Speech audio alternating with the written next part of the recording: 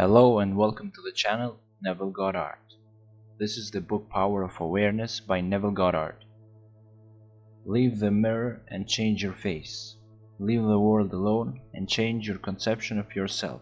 Neville. Chapter 1. I Am. All things when they are admitted are made manifest by the light, for everything that is made manifest is light. Ephesians chapter 5 verse 30. The light is consciousness. Consciousness is one, manifesting in legions of forms or levels of consciousness.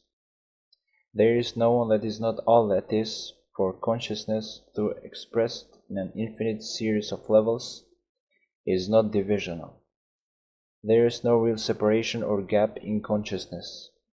I am cannot be divided. I may conceive myself to be a rich man, a poor man, a beggar man, or a thief, but the center of my being remains the same, regardless of the concept I hold of myself. At the center of manifestation there is only one I am, manifesting in legions of forms or concepts of itself, and I am that I am. I am is the self-definition of the Absolute, the foundation on which everything rests. I am is the first cause substance. I am is the self-definition of God. I am hath sent me unto you. I am that I am.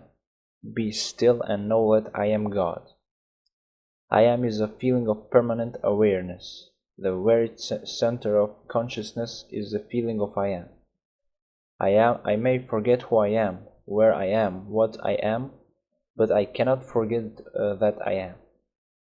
The awareness of being remains, regardless of the degree of forgetfulness of who, where, and what I am.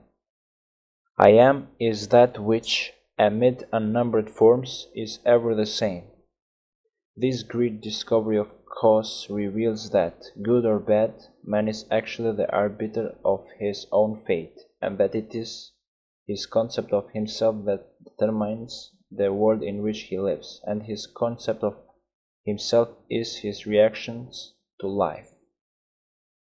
In other words, if you are experiencing ill health, knowing the truth about cause, you cannot attribute the illness to anything other than to the particular arrangement of the basic cause substance, an arrangement which was produced by your reactions to life, and is defined by your concept, I am unwell. This is why you are told, let the weak man say, I am strong.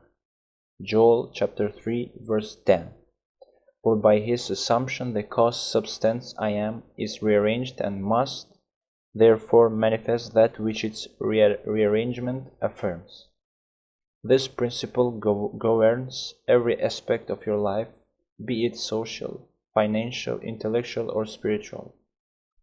I am is that reality to which, whatever happens, we must turn for an explanation of the phenomena of life. It is I am's concept of itself that determines the form and scenery of its existence. Everything depends upon its attitude towards itself. That which it will not affirm as true of itself cannot awaken in this world. That is, your concept of yourself, such as I am strong, I am secure, I am loved, determines the world in which you live. In other words, when you say I am a man, I am a father, I am an American, you are not defining different I ams. You are defining different concepts or arrangements of the one case substance, that one I am.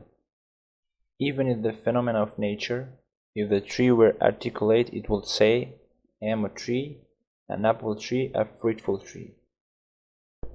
When you know that consciousness is the one and only reality, conceiving itself to be something good, bad, or indifferent, and becoming that which is conceived itself to be, you are free from the tyranny of second causes, free from the belief that there are causes outside of your own mind that can affect your life. In the state of consciousness of the individual is found the explanation of the phenomena of life. If man's concept of himself were different, everything in his world would be different. His concept of himself being what it is, everything in his world must be as it is. Thus it is abundantly clear that there is only one I am, and you are that I am.